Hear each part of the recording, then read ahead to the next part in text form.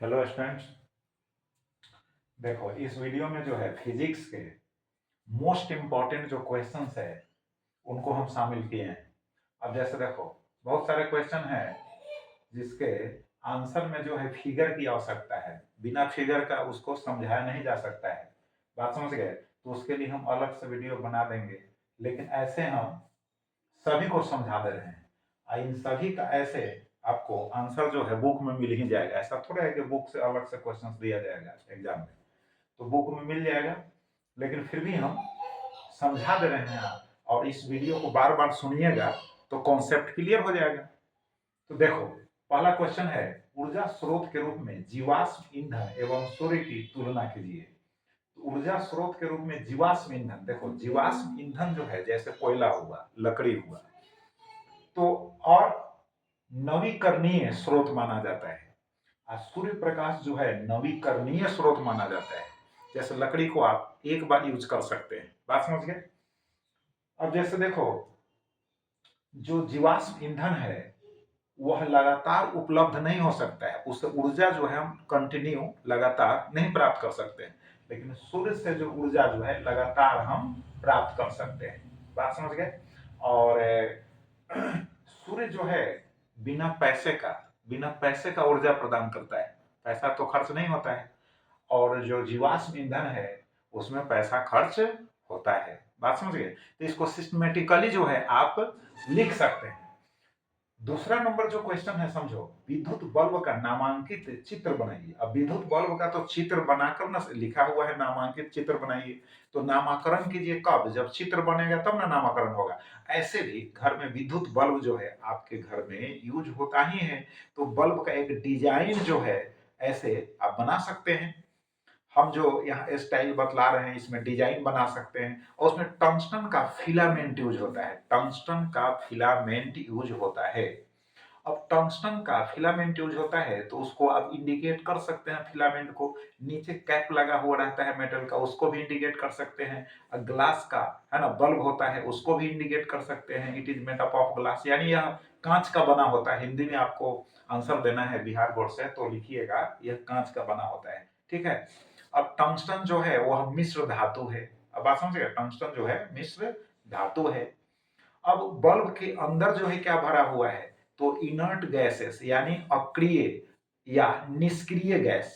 तो निष्क्रिय gas indicate कर सकते हैं, निष्क्रिय गैस या नाइट्रोजन गैस भी फील किया जाता है। निष्क्रिय गैस हो या नाइट्रोजन गैस। अब यह भी कारण समझ लो, अगले प्रश्न में कहीं मिल भी सकता है कि निष्क्रिय गैस जो है ना, क्यों भरा जाता है बल्ब में? विद्युत बल्ब में निष्क्रिय गैस क्यों भरा जाता है या अक्रिय गैस क्यों भरा जाता है? नाम ही है अक्रिय निष्क्रिय, तो नाम से ही तो इसको रटने की कोई जरूरी नहीं है। निष्क्रिय, अक्रिय, है ना, जो कार्य के लायक नहीं है। बात समझ गए? जो प्रतिक्रिया में भाग नहीं ले सकता, यानी प्रतिक्रिया नहीं कर सकता। अब जैसे देखो, टंगस्टन जब फिलामेंट गर्म होगा, बात समझ गए, तो उस स्थिति में जो है अक्रिय गैस या निष्क्रिय गैस या नाइट्रोजन गैस कोई प्रतिक्रिया नहीं कर सकता। बात समझ गए? यानी कोई प्रतिक्रिया ही नहीं कर सकता, तो और सुरक्षा के दृष्टिकोण से अच्छा है। बात समझ गए कि नहीं? और उसी स्थान पर दूसरे अगर तत्व को, है ना, जो गैसियस है, भरा जाएगा, तो उस स्थिति में वह प्रतिक्रिया हो सकती है। बात समझ गए? तो चलो नेक्स्ट जो क्वेश्चन है, कांच की आयताकार सिल्ली में अपवर्तन के लिए किरण नामांकित चित्र खींचे। अब देखो, कांच का सिल्ली, कांच का, है ना, उसको रेक्टेंगुलर जो है स्लैब बोलते हैं इंग्लिश में। कांच का सिल्ली, चरखुट्टा, है ना। अब उसमें प्रकाश की किरण जब प्रवेश करती है तो अब समझो, प्रकाश की किरण अगर परपेंडिकुलरली लंबवत दिशा में या 90 डिग्री के कोण पर अगर प्रवेश करेगी, समझ गए, तो उसका बेंडिंग नहीं होगा, यानी प्रकाश की किरण सीधे पार करके चली जाएगी।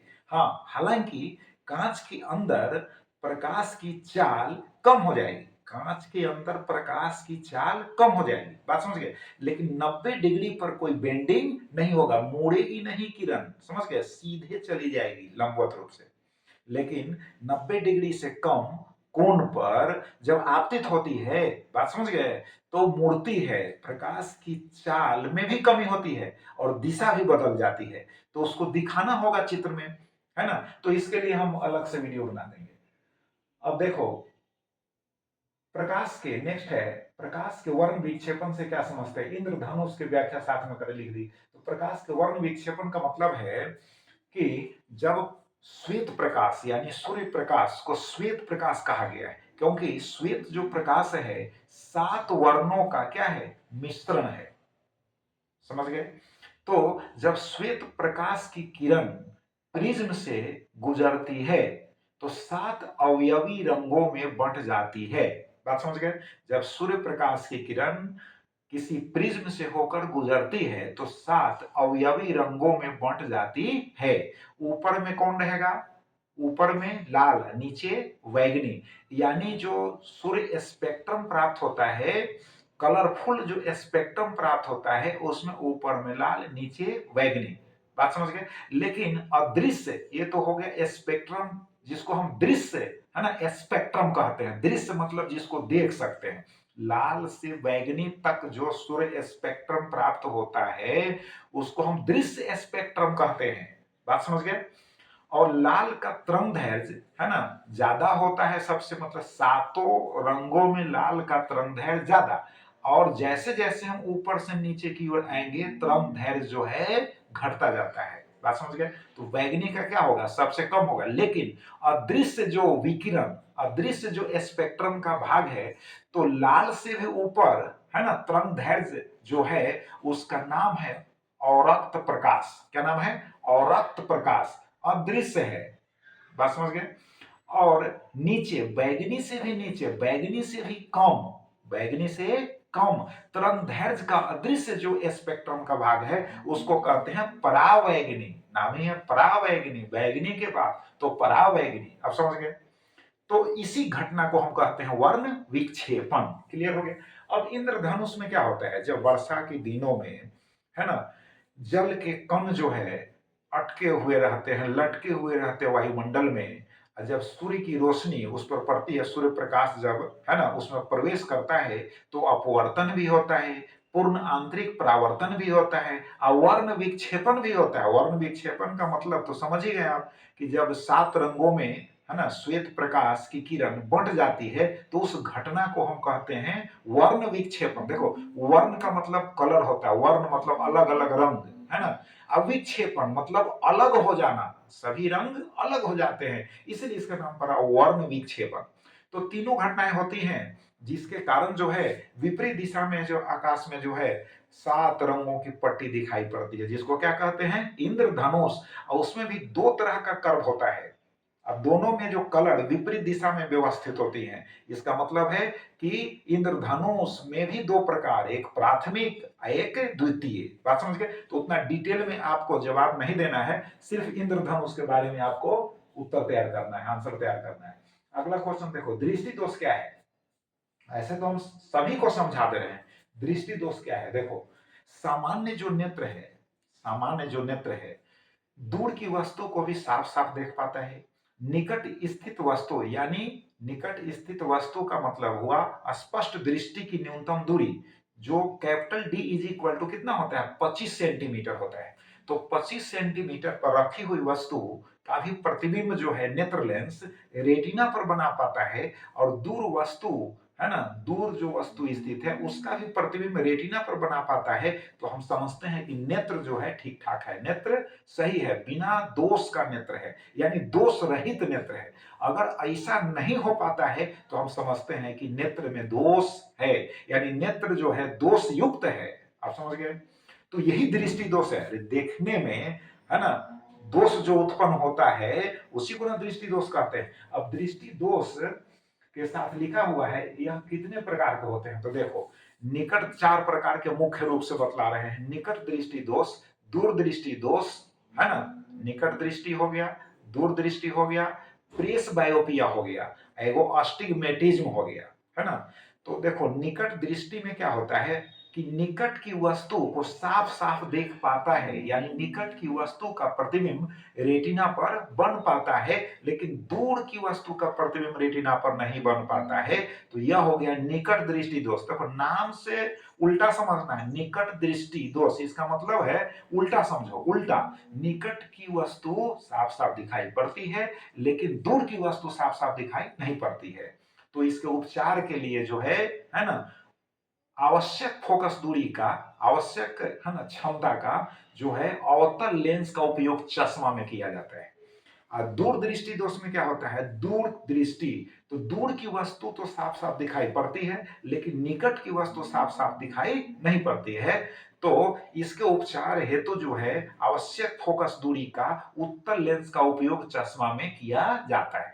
प्रेस बायोपिया जो है इसमें ये बुढ़ापे में होता है। सिलियरी जो मांसपेशी होता है, अब नेत्र के बारे में जब उसका बनावट समझिएगा तब सिलियरी मांसपेशी के बारे में जानिएगा। तो सिलियरी मांसपेशी जो पकड़कर नेत्र लेंस को रखता है, समझ गए, उसमें जो है प्रत्यास्था जो होती है, उसमें प्रत्यास्था, प्रत्यास्था का मतलब लचक जो होती है ना, वो रिड्यूस हो जाती है ना, उसकी क्षमता जो है घट जाती है। बात समझ गए? क्योंकि आप जानते हो कि यही लेंस जो है दूर की वस्तु का भी प्रतिबिंब रेटिना पर और निकट की वस्तु का भी प्रतिबिंब रेटिना पर। इसका मतलब है कि नेत्र लेंस का फोकस दूरी बदलता रहता है, तो उसके बदलने में है ना सिलियरी मांसपेशी का भी योगदान होता है। तो उसमें अगर है ना कोई बीमारी हो गई, यानी क्षमता कम गई, तो ऐसा होता है कि दोनों बीमारी एक साथ हो जाता है, जिसको प्रेस बायोपिया कहते हैं। तो प्रायः बुढ़ापे में यह बीमारी होती है। अब इसके उपचार के लिए बाइफोकल लेंस का उपयोग किया जाता है, जिसमें अवतल लेंस उत्तल लेंस दोनों साथ साथ है ना रहते हैं। और चौथा है आपको है ना अस्टिग्मेटिज्म। इसमें होता क्या है कि एक ही स्थान पर क्षैतिज रेखाएं हैं और उदग्र रेखाएं हैं। तो उदग्र रेखाएं अगर स्पष्ट दिखाई पड़ रही है तो क्षैतिज नहीं, और क्षैतिज दिखाई पड़ रही है तो उदग्र नहीं। बात समझ गए? ये होता है कोर्निया जो होता है उसके जो कर्वेचर्स होते हैं, बात समझ गए, उसकी जो वक्रता होती है, जैसे बाहर से टच करते हो कोर्निया, इसको पलक को हटाने के बाद है ना ऐसे गंदी हाथों से जो है टच नहीं करना चाहिए। तो ये जो स्फेरिकल, हम ऊपर से ही बतला रहे हैं, जो स्फेरिकल पोर्शन है ना, यही कोर्निया है। तो ये वक्रता अलग है, ये वक्रता अलग है। तो इसमें डिसिमिलरिटी हो जाती है, मतलब कुछ गड़बड़ी हो जाती है वक्रता में, जिसके कारण ऐसा होता है। तो इसके उपचार के लिए चश्मा में जो है बेलनाकार लेंस का उपयोग किया जाता है। बात समझ गए? तो ये पूरा हम बतला दिए। अब चलो विद्युत धारा विभवांतर एवं प्रतिरोध को परिभाषित करते हुए संबंध स्थापित कीजिए। तो संबंध स्थापित तो फिर है ना लिखना पड़ेगा, लेकिन हम ऐसे ही हम समझा रहे हैं। देखो विद्युत धारा, जब मान लो ये तो प्लास्टिक है, लेकिन मान लो कि ये धातु का बना हुआ हो, तो इससे विद्युत आवेश प्रवाहित होगा। तो प्रति सेकंड, देखो प्रति सेकंड इस धातु से होकर, धातु के अनुप्रस्थ काट से होकर, प्रति सेकंड धातु के अनुप्रस्थ काट से होकर या सुचालक तार के अनुप्रस्थ काट से होकर जो आवेश प्रवाहित होगा उसी को हम कहेंगे विद्युत धारा। ठीक, विद्युत धारा को हम कैपिटल लेटर आई या स्मॉल लेटर आई से सूचित कर सकते हैं। तो आई बराबर होगा आवेश बटा क्या होगा समय, आवेश को क्यू से और समय को टी से, तो आवेश बटा समय हो गया। आवेश का ऐसा ही मात्रा क्या होता है, कूलम होता है, यह भी पूछा जा सकता है ऑब्जेक्टिव में। आवेश का ऐसा ही मात्रा कूलम होता है, समय का सेकंड, तो कूलम बटा हो गया सेकंड, यानी कूलम प्रति सेकंड को एम्पियर कहते हैं। अब सुनो, एक कूलम अगर आवेश प्रवाहित होता है एक सेकंड में, एक सेकंड में कितना कूलम, एक कूलम, तो एम्पियर कितना होगा, एक एम्पियर हो जाएगा कि नहीं। तो एम्पियर के भी परिभाषा मिल गया आपको साथ साथ कि एक एम्पियर धारा तभी माना जाएगा जब किसी चालक तार के अनुप्रस्थ काट से होकर एक सेकंड में एक कूलम आवेश जो है प्रवाहित होगा। क्लियर हो गया? अब विभवांतर है, मान लो कि यह सुचालक तार है, तो इसके दो बिंदुओं के बीच धारा इसमें प्रवाहित हो रही है, तो दो बिंदुओं के बीच है ना, जैसे यहाँ का और यहाँ का, दोनों बिंदुओं के बीच विभव में जो अंतर होगा उसी को विभवांतर कहेंगे, यानी वोल्टेज में जो अंतर होगा उसी को हम विभवांतर कहेंगे। तो मान लो कि एक स्थान पर एक पॉइंट पर 10 वोल्ट हुआ और दूसरे जगह 5 वोल्ट हुआ, तो अंतर कितना हुआ, 10 घटाओ 5, 5 वोल्ट। तो 5 वोल्ट जो हुआ उसी को हम कहेंगे विभवांतर। अब मात्रक जो होता है, जो विभव का होता है, वही विभवांतर का होता है। तो वोल्ट होता है VOLT, वोल्ट पढ़ते हैं ऐसे है ना, लिखते हैं वोल्ट। क्लियर हो गया? अब उसके बाद क्या है, देखो उसके बाद है प्रतिरोध, उसके बाद है प्रतिरोध। तो प्रतिरोध देखो, जब किसी सुचालक तार से होकर धारा प्रवाहित होती है तो उसके अंदर जो परमाणु है, बात समझ गए।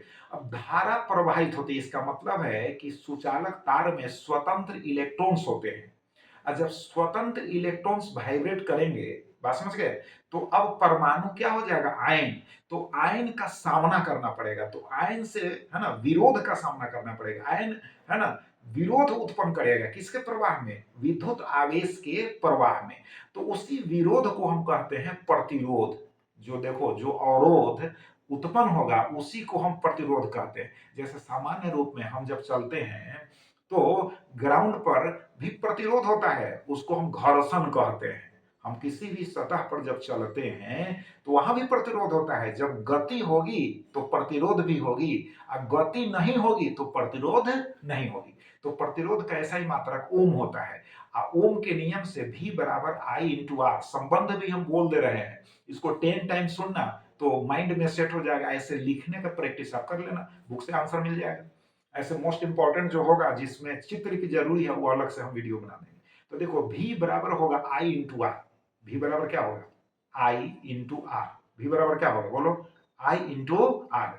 तो विभवांतर बराबर होगा धारा और गुना हो जाएगा प्रतिरोध। विभवांतर बराबर क्या होगा, धारा गुना प्रतिरोध। अब बात समझ गए, धारा और गुना होगा प्रतिरोध।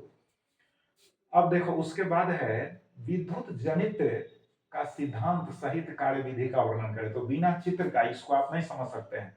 जनरेटर है यानी, तो इसमें क्या होता है, मुख्य बात हम समझा दे रहे हैं जनरेटर में यानी जनित्र में। देखो दो मैग्नेट्स होंगे अस्थाई चुंबक, एक का नॉर्थ पोल दूसरे का साउथ पोल, यानी एक का उत्तरी ध्रुव दूसरे का दक्षिणी ध्रुव। बीच में आर्मेचर कुंडली होती है, बात समझ गए। और आर्मेचर कुंडली से दो सर्पी वलय जुड़े होते हैं। कुंडली के दोनों छोर से दो सर्पी वलय जुड़े होते हैं, ठीक। और सर्पी वलय जो होते हैं आगे पीछे, सर्पी वलय आगे पीछे, जिसको स्लिप रिंग्स कहते हैं। हम एसी जनरेटर की बात कर रहे हैं, प्रत्यावर्ती धारा जनित्र की बात कर रहे हैं, समझ गए। तो सर्पी वलय आगे पीछे होंगे, तो एक से यहां एक छोर से यहां, और इनसे जो है दो है ना ब्रशेस होते हैं जो कार्बन के बने होते हैं, जिसको ब्रूस कहते हैं यार हिंदी में, ऐसे ब्रश बोलते हैं इंग्लिश में। तो टू ब्रशेस यानी टू ब्रूस होते हैं, एक B1 और दूसरा B2। और सर्पी वलय को आप R1 एवं R2 से भी इंडिकेट कर सकते हो।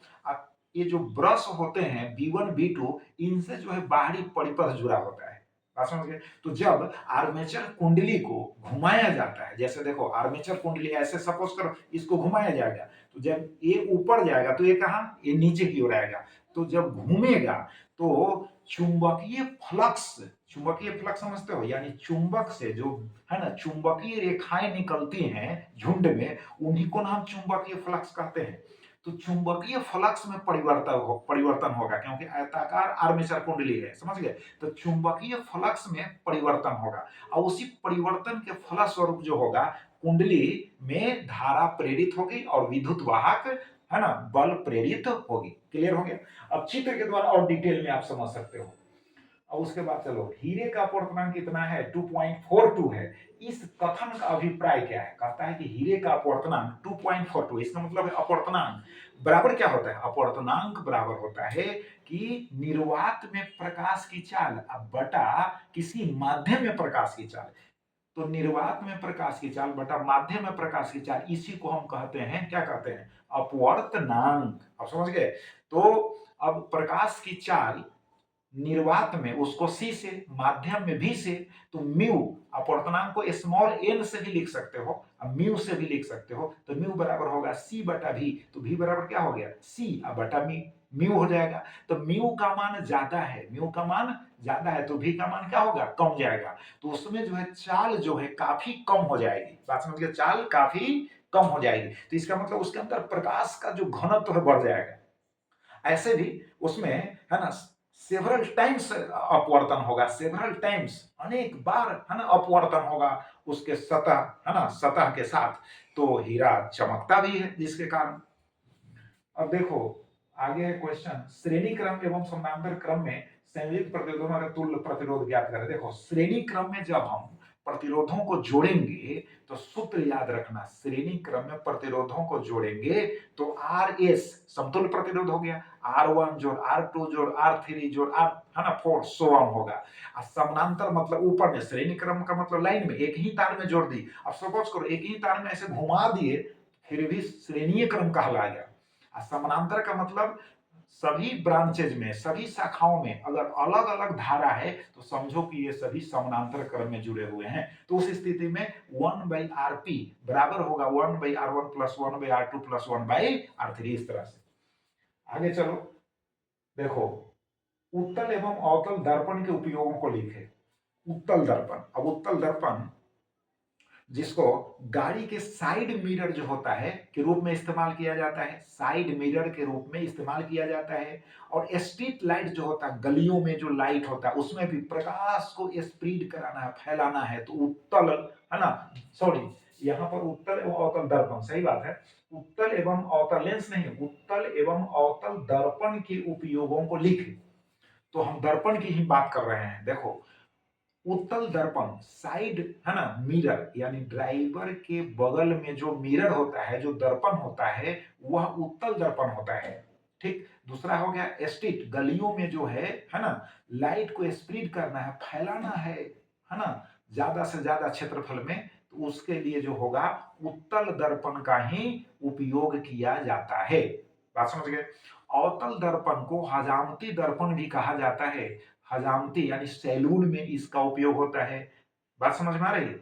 और साथ साथ जो है चिकित्सा के क्षेत्र में भी इसका उपयोग होता है, क्योंकि प्रकाश को एक जगह फोकस करना है तो अवतल दर्पण जो है ना, लाइट को फैलने नहीं देगा, लेकिन उत्तल दर्पण लाइट को यानी प्रकाश को फैलने में मदद करता है। बात समझ रहे हैं। अब देखो उसके बाद है ओम के नियम को लिखें, एम मीटर एवं वोल्ट मीटर के द्वारा जांच करें। अब देखो ओम के नियम को लिखें, ओम के नियम को लिखना है तो पहले भी बतला दिए हैं कि देखो पदार्थ की भौतिक अवस्थाएं समान रहे तो किसी सुचालक तार के दो बिंदुओं के बीच उत्पन्न विभवांतर उसमें प्रवाहित धारा के क्या होता है, सीधा समानुपाती होता है। उसी को हम लिखते हैं V समानुपाती I। देयरफॉर V बराबर R इंटू I, जहां R क्या है, एक नियतांक है जिसको चालक के पदार्थ का प्रतिरोध कहते हैं। तो R बराबर क्या होगा, V बटा I, R का ऐसा ही मात्रक ओम होगा। Clear. Ammeter voltmeter के द्वारा जांच करें, तो अब एम मीटर वोल्ट मीटर के द्वारा जांच करने की बात है तो बिना चित्र का समझ में नहीं। एम मीटर को ऐसे समझ लो कि श्रेणी क्रम में जोड़ा जाता है, श्रेणी क्रम में, अर्थात उससे होकर धारा प्रवाहित होगी तभी ना वो धारा को मेजर करेगा, तो इसीलिए श्रेणी क्रम में जोड़ा जाता है। वोल्ट मीटर जो है परिपथ में समानांतर क्रम में जोड़ा जाता है, क्योंकि वोल्टेज को मेजर करेगा, वो धारा को मेजर नहीं करेगा। हालांकि कुछ न कुछ धारा, अल्प धारा तो उससे भी होकर प्रवाहित होती है, हालांकि उसका प्रतिरोध उच्च होता है। और जो एम मीटर है इसका प्रतिरोध निम्न होता है, यह भी ऑब्जेक्टिव पूछता है। एम मीटर का प्रतिरोध निम्न, वोल्ट मीटर का प्रतिरोध उच्च। और जो आदर्श एम मीटर है उसका प्रतिरोध क्या होगा, शून्य, लगभग शून्य। बात समझ गए, लगभग क्या होगा, शून्य। और आदर्श जो वोल्ट मीटर है, आदर्श एम मीटर को तो बतला दिए कि लगभग शून्य, आदर्श वोल्ट मीटर का पूछ दे तो अनंत, जितना ही ज्यादा होगा करंट को फ्लो नहीं होने देगा। नेक्स्ट चलो, अब है उसके बाद अवतल लेंस एवं उत्तल लेंस में अंतर। अवतल लेंस, देखो अवतल लेंस ऐसे इस तरह बीच में धंसा हुआ रहे, बीच में धंसा हुआ रहे, दोनों तरफ दोनों छोर पर उभरा हुआ रहे, अवतल लेंस हो गया। अब डिफरेंट टाइप्स ऑफ लेंसेस भी होते हैं, समझ गए, अवतल लेंस में भी, जैसे प्लेनो कॉन्केव होता है, तो अलग बात है, हम सिंपल वे में बता दे रहे हैं। इस तरह से ऐसा लेंस रहे तो इसको हम अवतल लेंस कहेंगे। अवतल लेंस से होकर जब प्रकाश की किरणें गुजरती हैं, समझ गए, तो किरणों को क्या करता है, अवतल लेंस फैला देता है दूर तक। अब समझ गए, बात समझ गए। और उत्तल का मतलब देखो बीच में उभरा हुआ है, दोनों छोर पर धंसा हुआ है, देखो यहाँ पर, तो ये हो गया उत्तल लेंस, इसको कन्वेक्स लेंस कहते हैं। अब इससे होकर जब प्रकाश की किरणें गुजरती हैं तो एक बिंदु पर मिला देता है, बात समझ गए, एक बिंदु पर मिला देता है, इसीलिए इसको कहते हैं, क्या कहते हैं, अभिसारी लेंस, और उसको कहते हैं अपसारी लेंस। किसको, अवतल लेंस को अपसारी लेंस, है ना। चलो नेक्स्ट देखो, विद्युत बल्ब में निष्क्रिय गैस पहले ही बतला चुके हैं, 1/v - 1/u = 1/f। इसको तो बिना चित्र का नहीं समझाया जा सकता है। विद्युत मोटर क्या है, इसको भी चित्र की जरूरी है। प्रतिरोध क्या है, ये समझा दिए। यह किन किन कारकों पर निर्भर करता है, तो याद रखो R बराबर रो L बटा A होता है। R प्रतिरोध है, रो प्रतिरोधकता है, L जो है चालक तार की लंबाई, जैसे लंबाई हो गई, और A जो हुआ अनुप्रस्थ काट का क्षेत्रफल। तो R बराबर रो L बटा A। इसका मतलब है कि किस पर निर्भर करेगा, जो प्रतिरोध है वह चालक की लंबाई पर निर्भर करता है, चालक के अनुप्रस्थ काट पर निर्भर करता है। नेक्स्ट देखो, प्रकाश का अपवर्तन क्या है, इसके नियमों का उल्लेख करें। तो जैसे जब प्रकाश की किरण एक माध्यम से दूसरी माध्यम में प्रवेश करती है, समझ गए, तो उसकी दिशा बदल जाती है, उसकी दिशा बदल जाती है। इस घटना को ही हम कहते हैं प्रकाश का अपवर्तन। एक बात और याद रख लो, जब विरल माध्यम से प्रकाश सघन माध्यम में जाती है तो अभिलंब की ओर आती है, और जब सघन माध्यम से विरल माध्यम में जाती है तो अभिलंब से दूर जाती है। अब उसके बाद देखो, अब कहता है नियम। तो नियम में देखो, प्रथम नियम क्या है, जैसे परावर्तन का नियम हो उसी प्रकार से इसका भी नियम है। आपतित किरण, अपवर्तित किरण एवं आपतन बिंदु पर डाला गया विलंब तीनों एक ही तल में होते हैं। और साइन आई बटा साइन आर बराबर होता है 1/2, यानी दूसरी माध्यम का पहली माध्यम की अपेक्षा अपवर्तनांक। आई क्या है, आपतन का कोण है, और आर क्या है, अपवर्तन का कोण है। चलो नेक्स्ट जो है, ये हो गया। अब डायनेमो, ये भी वही जनित्र की बात है, तो बिना चित्र को तो बताएं, जनरेटर लिखा हुआ है, जनित्र वही डायनेमो है। विद्युत फ्यूज, यह किस, देखो विद्युत फ्यूज जो होता है, फ्यूज मिश्र धातु जैसे प्रायः शीशा एवं जो है टीन का बना होता है, और इसका गलनांक जो होता है कम होता है। यानी अगर उच्च धारा अगर प्रवाहित होती है तो तुरंत ये मेल्ट हो जाता है, और जो डिवाइस घर में यूज किया गया है उसको सेफ्टी प्रदान करता है। बात समझ गए कि नहीं। अब देखो, रेलवे सिग्नल में रेड कलर यूज होता है, लाल कलर यूज होता है। देखो लाल कलर का हम बतला दिए हैं। जो दृश्य प्रकाश है, दृश्य प्रकाश में याद रखो, दृश्य प्रकाश में लाल रंग का तरंग दैर्घ्य सबसे ज्यादा होता है। जिसका तरंग दैर्घ्य ज्यादा होता है लंबी दूरी तय कर सकता है। तो सिग्नल दूर से ही पता चलता है, रेड कलर दूर से ही पता चलता है। इसीलिए रेलवे अगर कोई खतरा है तो रेड कलर है ना, रेड लाइट यूज किया जाता है, क्योंकि दूर ही समझ ले ड्राइवर यानी जो लोको पायलट है तो गाड़ी रोक देगा। देखो उसके बाद है गोलीय दर्पण के लिए चिन्ह परिपाटी। यार गोलीय दर्पण में अवतल होगा ना तो उत्तल होगा, तो चिन्ह परिपाटी समझ लो। देखो प्रकाश आ रही है वस्तु से, तो देखो यहां पर लेफ्ट साइड, मान लो ये दर्पण है, अवतल दर्पण है, तो लेफ्ट साइड में जो दूरियां होगी, तो लेफ्ट साइड की दूरी क्या होगी, ऋणात्मक, और राइट साइड की जो दूरी होगी धनात्मक। और सभी दूरियां दर्पण के ध्रुव से ही मापी जाती है। और आपतित प्रकाश की दिशा में जो दूरी होगी धनात्मक, आपतित प्रकाश की विपरीत दिशा में जो दूरी होंगी ऋणात्मक। क्लियर हो गया। उसके बाद देखो, एम मीटर एवं वोल्ट मीटर परिपथ में श्रेणी एवं समानांतर में जोड़ा जाता है। अरे यार, एम मीटर श्रेणी क्रम इसलिए जोड़ा जाता है क्योंकि धारा को मापना है, धारा उससे होकर प्रवाहित होगी तब वो मापेगा। और वोल्ट मीटर से धारा प्रवाहित नहीं कराना है, उसका प्रतिरोध उच्च होता है, तो उसको समानांतर क्रम में जोड़ा जाता है ताकि वह विभवांतर को माप सके। देखो अगला, छड़ चुंबक के कारण क्षेत्र रेखाओं को दिखाया। तो ये रेखाओं को दिखाना है तो चित्र बनाना है। तो ऐसे याद रखो, मान लो कि ये चुंबक है, छड़ चुंबक है, तो एक उत्तरी ध्रुव होगा, दक्षिणी ध्रुव होगा, मतलब छोर से थोड़ा अंदर होगा, छोर से थोड़ा अंदर होगा, याद रखना। तो उत्तरी दक्षिणी, तो उत्तरी से बाहर में जो रेखाएं ऐसे बना देना, ऐसे इस तरह से तीर का चिन्ह दे देना बाहर में, उत्तरी से दक्षिणी की ओर तीर का चिन्ह देना है हमेशा, उत्तरी से दक्षिणी की ओर। ऐसे अंदर जब प्रवेश करेगी रेखाएं तो दक्षिणी ध्रुव से उत्तरी ध्रुव की ओर, बाहर में चारों तरफ ऐसे दिखा देना है ना, उत्तरी ध्रुव से दक्षिणी ध्रुव की ओर तीर का चिन्ह, अंदर में जो होगी दक्षिणी ध्रुव से उत्तरी ध्रुव की ओर। बात समझ गए। अब देखो उसके बाद धारावाही तार के कारण उत्पन्न चुंबकीय क्षेत्र की दिशा बताइए। धारावाही तार के कारण अब दिशा बतलाना है तो चित्र बनाना पड़ेगा कि धारा किधर से किधर बह रही है, ऑर्स्टेड का नियम है। बात समझ गए।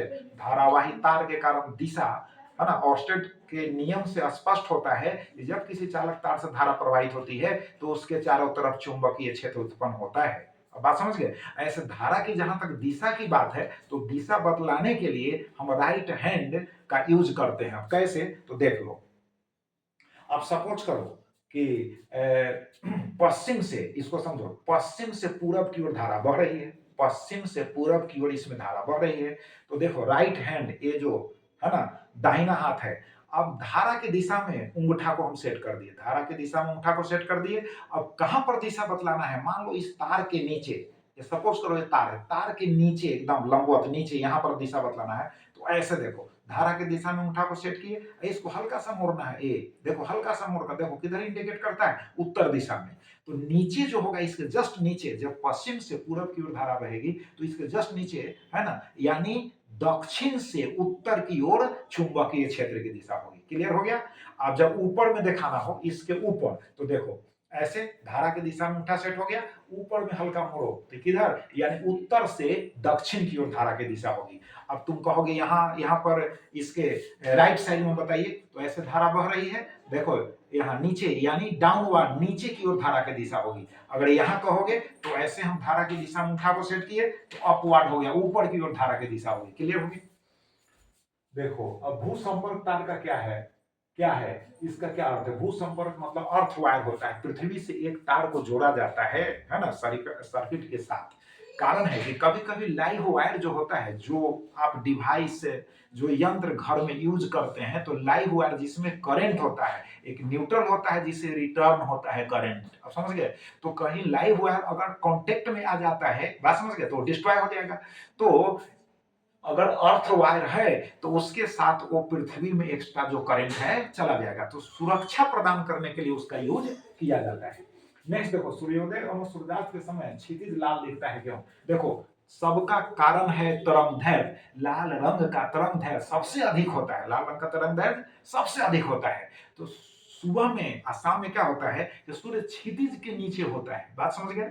तो लंबी दूरी तय करके कौन आएगा भाई नेत्र पर, लाले किरण आएगा, लाले रंग ना आएगा। तो लाल प्रकाश जो है लंबी दूरी तय करके नेत्र पर आता है, तो उसी कलर में जो है देखा जाता है क्षितिज को। अब बात समझ गया कि नहीं, क्लियर हो गया। और बाकी का स्कैटरिंग हो जाता है, प्रकीर्णन हो जाता है रास्ते में, लेकिन लाल रंग का प्रकीर्णन न के बराबर होता है क्योंकि तरंगदैर्घ्य ज्यादा है। उसके बाद देखो नेत्र की समंजन क्षमता। देखो समंजन क्षमता का मतलब है वही ना हम पहले भी कहे हैं कि नेत्र जो है नजदीकी वस्तु को है ना साफ साफ दिखा पाता है, यानी देख पाता है, और दूर वस्तु यानी दूर स्थित वस्तु को भी साफ साफ देख पाता है। तो ये जो एडजस्ट करने की जो क्षमता है, इसी क्षमता को कहते हैं है ना समंजन क्षमता। अब समझ गया कि नहीं।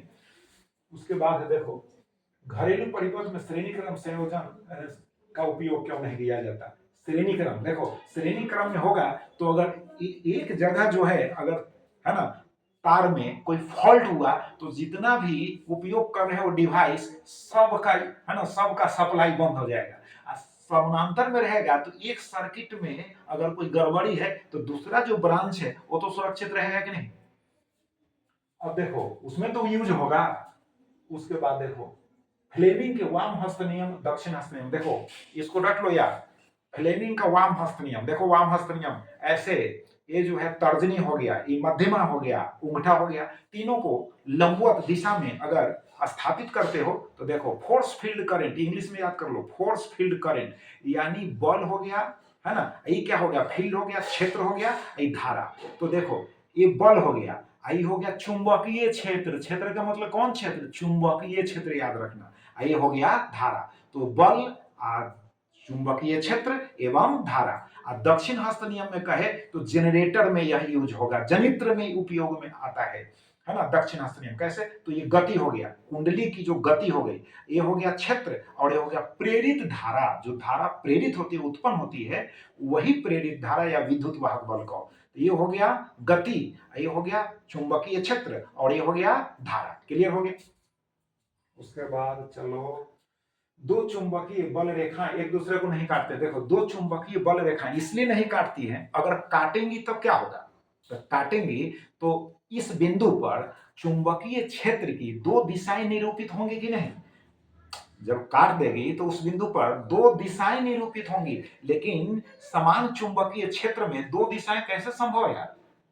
इसीलिए दो चुंबकीय क्षेत्र रेखाएं या बल रेखाएं एक दूसरे को नहीं काटती है।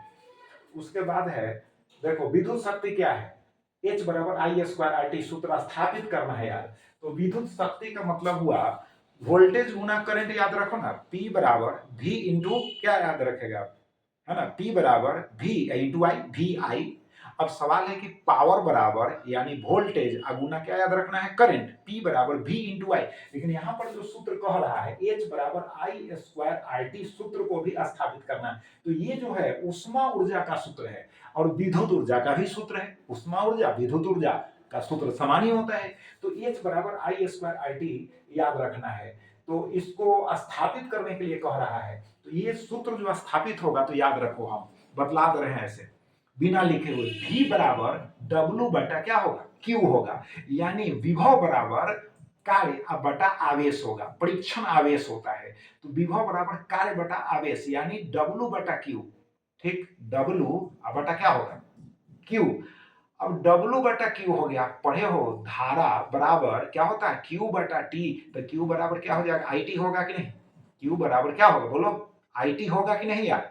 धारा बराबर Q बटा T, आवेश बटा समय, तो आवेश बराबर IT होगा कि नहीं? तो V बराबर W बटा Q, तो Q के जगह पर क्या लिखोगे, IT।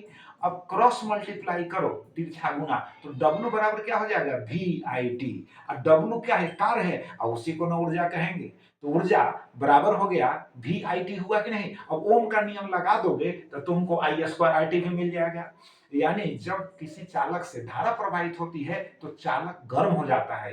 बात समझ गए? चालक के पदार्थ के प्रतिरोध के कारण उष्मा उत्पन्न होती है और उसी उष्मा का ये सूत्र है H बराबर आई स्क्वायर आर टी। तो जो कार्य होगा वही ना ऊर्जा का सूत्र होगा, जो कार्य का सूत्र होगा वही ऊर्जा का सूत्र होगा। इसी को जूल का नियम भी कहते हैं।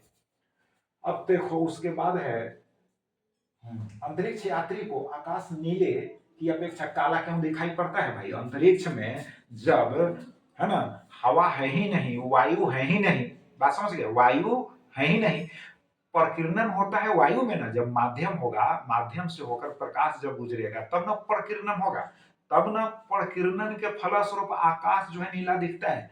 जब वहां पर वायुमंडल ही नहीं है तो कैसा दिखेगा, प्रकीर्णन तो होगा नहीं, है ना, तो काला ही ना दिखेगा।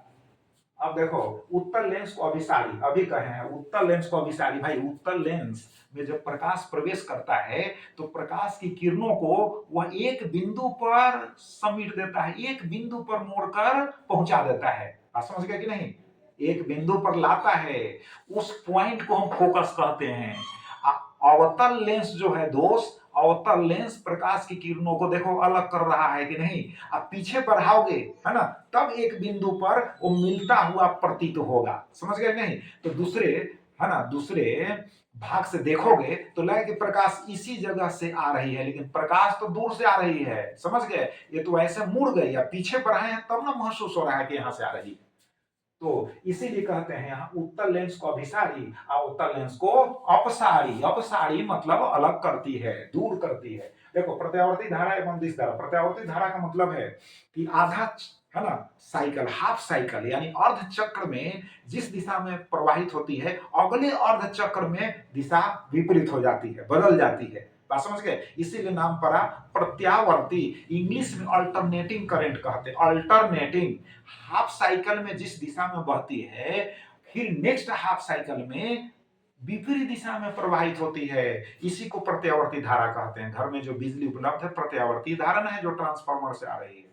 और बैटरी से जो धारा प्राप्त होती है वो दिष्ट धारा है, क्योंकि उसमें, है ना, कंटिन्यू जो है एक ही दिशा में धारा प्रवाहित होती है। चलो, पानी में रखा हुआ सिक्का ऊपर उठा हुआ दिखाई देता है, अपवर्तन के कारण। पानी में रखा हुआ सिक्का ऊपर दिखाई देता है ना, तो अपवर्तन ही उसका मेन कॉज है, मेन कारण है, अपवर्तन के कारण ऐसा होता है। बात समझ गए? विद्युत धारा के चुंबकीय प्रभाव से संबंधित दक्षिण हस्त नियम अभी बताए हैं। विद्युत धारा के चुंबकीय प्रभाव से दक्षिण हस्त नियम अभी बतलाए हैं कि देखो यही दक्षिण हस्त नियम है। अंगूठा को धारा की दिशा में सेट कर दो तो उंगलियों के मुड़ने की जो दिशा होगी चुंबकीय क्षेत्र की दिशा होगी, अभी बताए ही हैं। उसके बाद देखो नाभिकीय संलयन एवं विखंडन। संलयन का मतलब होता है जब दो हल्के नाभिक आपस में मिलते हैं तो एक भारी नाभिक का निर्माण होता है, बात समझ गए। और इस क्रिया में भारी मात्रा में ऊर्जा मुक्त होती है। इस अभिक्रिया को हम कहते हैं नाभिकीय संलयन अभिक्रिया। सूर्य में यही अभिक्रिया होती है। जैसे मान लो सिंपल वे में 1H2 प्लस 1H2 बराबर क्या हो गया, 2H4 हो जाएगा कि नहीं, सॉरी 2He4 हो जाएगा कि नहीं, बात समझ में आई। 1H2 plus 1H2 is equal to 2He। 2He by mistake कहा गया है H, 2He हीलियम होगा, क्या होगा, हीलियम होगा। 2He4 यानी दो हाइड्रोजन के परमाणु जब आपस में मिलेंगे तो एक हीलियम का परमाणु बनेगा। तो हीलियम का परमाणु भारी होगा कि नहीं हाइड्रोजन से, बात समझ गए। क्योंकि हाइड्रोजन का परमाणु संख्या 1 तो हीलियम का परमाणु संख्या कितना होता है, 2। दो हल्के नाभिक मिलकर एक भारी नाभिक का निर्माण किया और इस क्रिया में जो है ऊर्जा भी मुक्त होती है। अब विखंडन में क्या होता है, जब मंद गति का न्यूट्रॉन यूरेनियम के नाभिक में अर्थात एटम में जब प्रवेश करता है, समझ गए, तो यूरेनियम का जो नाभिक है दो भागों में बढ़ जाता है। जैसे दो अस्थाई नाभिकों में बढ़ जाता है, एक कैडमियम सॉरी एक होता है बेरियम और दूसरा होता है क्रिप्टन। जैसे यूरेनियम 235 जो नाभिक है, जो परमाणु है, उसमें मंद गति का न्यूट्रॉन जब प्रवेश करता है तो एक जो नाभिक बनता है या परमाणु जिसका नाम है बेरियम और दूसरा जो नाभिक या परमाणु बनता है उसका नाम है क्रिप्टन और दोनों अस्थाई नाभिक प्राप्त होते हैं और साथ साथ 3 न्यूट्रॉन भी निकलते हैं, समझ गए, और भारी मात्रा में ऊर्जा मुक्त होती है। तो इस अभिक्रिया को हम कहेंगे, है ना, विखंडन अभिक्रिया, बात समझ गए। परमाणु बम में विखंडन अभिक्रिया में भी अनियंत्रित विखंडन अभिक्रिया होता है। अनियंत्रित, नियंत्रण नहीं करना है, नियंत्रण कहां होता है, तो नियंत्रित विखंडन अभिक्रिया कहां, नाभिकीय रिएक्टर में होता है, नाभिकीय रिएक्टर में होता है। चलो अब इसके बाद हम समझा दें विद्युत चुंबकीय प्रेरण क्या है। विद्युत चुंबकीय प्रेरण का मतलब है कि जब किसी बंद कुंडली एवं किसी क्षण चुंबक के बीच आपेक्षिक गति होती है तो बंद कुंडली में धारा प्रेरित होती है। इस घटना को हम कहते हैं विद्युत चुंबकीय प्रेरण। यानी बिना चुंबक के गति का, है ना, धारा प्रेरित होना संभव नहीं है। देखो चुंबक और कुंडली दोनों का बहुत बड़ा इंपॉर्टेंस है धारा उत्पन्न करने में, बात समझ गए। उसके बाद चलो देखते हैं एम्पियर का, है ना, परिभाषा अभी बताएं कि एम्पियर, 1 एम्पियर बराबर 1 कूलम बटा 1 सेकंड हो गया। 1 एम्पियर बराबर 1 कूलम बटा 1 सेकंड हो गया, सीधी सी बात है। तारे एवं ग्रहों में क्या अंतर है, तारे काफी दूर हैं और ग्रह नजदीक है। ग्रहों के द्वारा नेत्र पर जो कोण बनता है बड़ा कोण बनता है और तारों के द्वारा जो कोण बनता है छोटा कोण बनता है, इसीलिए तारे जो है टिमटिमाते हुए नजर आते हैं, बात समझ गए। तारे जो हैं प्रकाश के स्रोत हैं और ग्रह का अपना प्रकाश स्रोत नहीं होता है, समझ लो। टिंडल प्रभाव क्या है, देखो जब किसी माध्यम से जैसे वायुमंडल से जो है प्रकाश, है ना, गुजरता है तो प्रकाश का प्रकीर्णन होता है। वायु के जो कण होते हैं प्रकाश को अवशोषित करते हैं फिर जो है उसको छोड़ देते हैं, जिसको हम प्रकीर्णन कहते हैं, बात समझ गए। अब देखो प्रकीर्णित जो प्रकाश होता है प्रायः, है ना, नीला होता है और जैसे जैसे प्रकीर्णक जो कण है का आकार बढ़ता है तो अंत में वह श्वेत प्रकाश हो जाता है। तो इसी प्रभाव को हम कहते हैं, क्या कहते हैं, टिंडल प्रभाव कहते हैं। अब देखो बायोगैस संयंत्र की बनावट, तो भाई चित्र के द्वारा ही बायोगैस संयंत्र की बनावट संभव है। सौर, है ना, कुकर का उपयोग, है ना, करने के लाभ हानि, तो ये तो सिंपल है। सौर कुकर का उपयोग करने के लाभ हानि इतना भी नहीं याद होगा, है। सोलर कुकर का उपयोग करने लाभ हानि इतना तो समझ में आपको आता ही होगा। विद्युत धारा के चुंबकीय प्रभाव अभी बतलाए हैं। विद्युत धारा के चुंबकीय प्रभाव प्रयोग यानी प्रभाव को दिखाने हेतु एक प्रयोग ऑर्स्टेड का प्रयोग है। जब किसी चालक तार से होकर धारा प्रवाहित होती है ना, तो चालक तार के चारों तरफ जो है चुंबकीय क्षेत्र उत्पन्न होता है, बात समझ गए। तो विद्युत धारा के चुंबकीय प्रभाव, यही विद्युत धारा का चुंबकीय प्रभाव है, बात समझ गए। तो ऐसे इसमें आप इस लेक्चर को सुनिएगा 10 टाइम्स तो ऐसे माइंड में सेट हो जाएगा आंसर। इतना प्रश्न को जब आप प्रश्न के उत्तर को रिवाइज कर लीजिएगा तो हमको लगता है अलग से पूछा, गारंटी है कि इसी में से रहेगा। अब जो इसमें फिगर से रिलेटेड जो है ना आंसर होगा, तो ऐसे आंसर वाले प्रश्नों को मैं अलग से वीडियो बना दूंगा, तो आप रिवाइज कीजिए। थैंक यू वेरी मच, बहुत बहुत धन्यवाद।